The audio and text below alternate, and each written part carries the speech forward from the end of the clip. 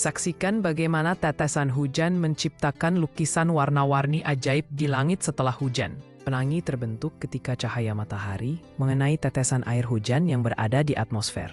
Saat cahaya ini masuk ke dalam tetesan air, cahaya tersebut mengalami pembiasan, yaitu pembelokan arah. Selanjutnya, cahaya yang terurai menjadi berbagai warna ini dipantulkan di dalam tetesan air sebelum akhirnya keluar kembali. Proses ini menyebabkan cahaya terpecah menjadi spektrum warna yang kita lihat sebagai pelangi indah di langit setelah hujan. Jadi, pelangi adalah hasil interaksi cahaya matahari dengan tetesan air hujan yang menciptakan pemandangan warna-warni memukau. Cahaya matahari tampak putih bagi kita, namun sebenarnya terdiri dari berbagai warna spektrum yang tersembunyi di dalamnya. Ketika cahaya ini melewati tetesan air di udara, seperti yang terjadi saat muncul pelangi, warna-warna tersebut terpecah menjadi merah, jingga, kuning, hijau, biru, nila, dan ungu. Fenomena ini membuktikan bahwa cahaya putih bukanlah warna tunggal, melainkan gabungan dari berbagai warna yang berbeda. Dengan memahami hal ini, kita dapat lebih mengapresiasi keindahan dan kompleksitas cahaya yang menyinari bumi setiap hari. Saat cahaya matahari melewati tetesan air hujan, cahaya tersebut tidak berjalan lurus, melainkan mengalami pembiasan atau pembelokan. Proses ini terjadi karena cahaya berpindah dari udara yang memiliki kerapatan rendah ke dalam tetesan air yang lebih padat.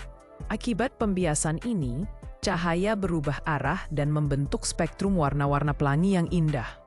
Inilah sebabnya kita bisa melihat pelangi di langit setelah hujan reda. Saat cahaya mengenai tetesan air, ia mengalami proses yang disebut pembiasan. Proses ini terjadi karena cahaya bergerak dari udara yang memiliki kerapatan berbeda ke dalam air yang lebih padat. Akibat perbedaan kerapatan ini, arah gelombang cahaya berubah saat masuk ke dalam tetesan air. Inilah yang menyebabkan cahaya membelok dan seringkali menghasilkan fenomena indah seperti pelangi. Dengan memahami pembiasan, kita bisa mengerti bagaimana cahaya dapat berubah arah dan menciptakan berbagai efek optik di alam sekitar kita. Setelah cahaya memasuki tetesan air, cahaya tersebut mengalami pembiasan atau pembelokan arah karena perbedaan kecepatan di dalam air. Selanjutnya, cahaya itu memantul atau mengalami refleksi di dalam permukaan dalam tetesan air sebelum akhirnya keluar kembali. Proses refleksi inilah yang menyebabkan cahaya tersebar dan membentuk spektrum warna indah, seperti pelangi yang kita lihat di langit setelah hujan.